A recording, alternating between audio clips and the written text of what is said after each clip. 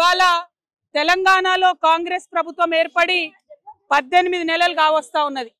ఈ 18 నెలల్లో ఏదైతే మీరు వాగ్దానాలు చేశారో, ముఖ్యంగా వృద్ధులకు 2000 ఉన్న పెన్షన్ 4000 చేస్తామన్నారు, వికలాంగులకు 4000 ఉన్న పెన్షన్ 6000 చేస్తామని చెప్పిండ్రు, మహిళలందరికీ కూడా నెలకు 2500 రూపాయలు ఇస్తామని చెప్పిండ్రు. ఇట్లా మీరు అనేకమైనటువంటి వాగ్దానాలు చేసిండ్రు.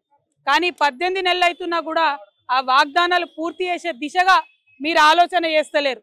కాంగ్రెస్ ప్రభుత్వాన్ని వాళ్ళు నేను డిమాండ్ చేసేది ఒకటే, మేము ఇవాళ తెలంగాణ ప్రజలు, ముఖ్యంగా తెలంగాణ మహిళలు, సోనియా గాంధీ గారు గ్యారంటీ కార్డులు సంతకం పెట్టి ఇంటింటికి పంచిండ్రు, పేపర్లలో వేసిండ్రు, ఫ్రంట్ పేజీలలో అడ్వర్టైజ్మెంట్లు వేసిండ్రు. అవి చూసి సోనియా గాంధీ గారి ముఖం చూసి నమ్మి కాంగ్రెస్కి అధికారం ఇచ్చిండ్రు. ఇస్తే మరి మీ కోటేసినటువంటి మహిళలు మీరు మోసం చేసిండ్రు, మీ కోటేసినటువంటి వృద్ధులను మీరు మోసం చేసిండ్రు, మీకు ఓటు వేసినటువంటి వికలాంగులను మీరు మోసం చేసిండ్రు. అందుకే ఇవాళ మేము వేల సంఖ్యలో పోస్ట్ కార్డులు తీసుకొని సోనియా గాంధీ గారికి మరి మేము పంపించడం జరుగుతూ ఉన్నది. దీంట్లో మేము ఒకటే రాసినాం, అమ్మ సోనియమ్మ, మీరు మీ రేవంత్ రెడ్డి గారిని, మీ ముఖ్యమంత్రిని ఆదేశించండి, తక్షణమే మాకు పెన్షన్లు ఇప్పించండి అని చెప్పి సోనియా గాంధీ గారికి రిక్వెస్ట్ చేసినాం. ఇంకా కూడా ప్రతి జిల్లా నుంచి, ప్రతి చోటి నుంచి కూడా పెద్ద ఎత్తున ఈ పోస్ట్ కార్డులు పంపుతామని కూడా మేము ఈ సందర్భంగా తెలియజేస్తున్నాం. ముఖ్యమంత్రి గారు తక్షణమే పెన్షన్లు విడుదల చేయాలని చెప్పి డిమాండ్ చేస్తా ఉన్నాం. జై తెలంగాణ.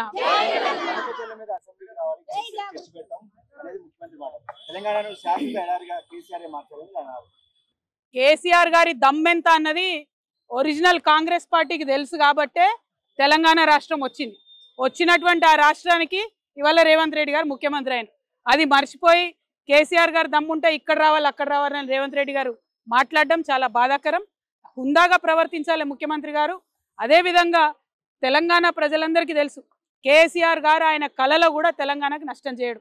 ఆ నీళ్లు కావచ్చు, నిధులు కావచ్చు, ఇంకోటి కావచ్చు, ఏదైనా కావచ్చు, ఏ విషయంలో అయినా కేసీఆర్ గారు కళలో కూడా తెలంగాణకు నష్టం చేయరు. ఆ విషయం తెలంగాణ ప్రజలకు తెలుసు. ఈ ముఖ్యమంత్రి గారు రేవంత్ రెడ్డి గారు వచ్చినాకనే చంద్రబాబు నాయుడు గారిని పిలిచి ప్రజాభవన్లో హైదరాబాద్ బిర్యానీ పెట్టి గోదావరి నీళ్లు గిఫ్ట్ ప్యాకెట్ కట్టి చంద్రబాబు నాయుడు గారికి ఇచ్చి పంపించింది రేవంత్ రెడ్డి గారే, కేసీఆర్ గారు కాదు.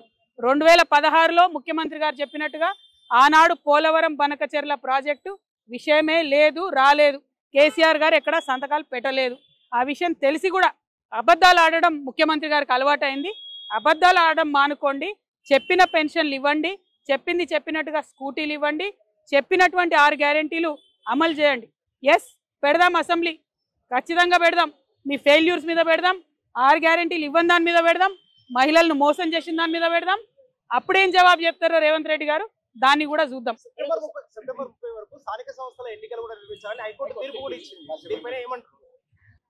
చిత్తశుద్ధిని చూపించి ప్రభుత్వం ఏదైతే 42% బీసీల కోసం బిల్లు పాస్ చేసినామో ఆ బిల్లుని గవర్నమెంట్ ఆర్డర్ ఇచ్చి వీళ్ళు ఎన్నికలకు పోవాలి. ఒకవేళ కోర్టు డేట్ పెట్టినా ఆ డేట్ లోపల జీవో ఇచ్చి వీళ్ళు వెళ్ళొచ్చు.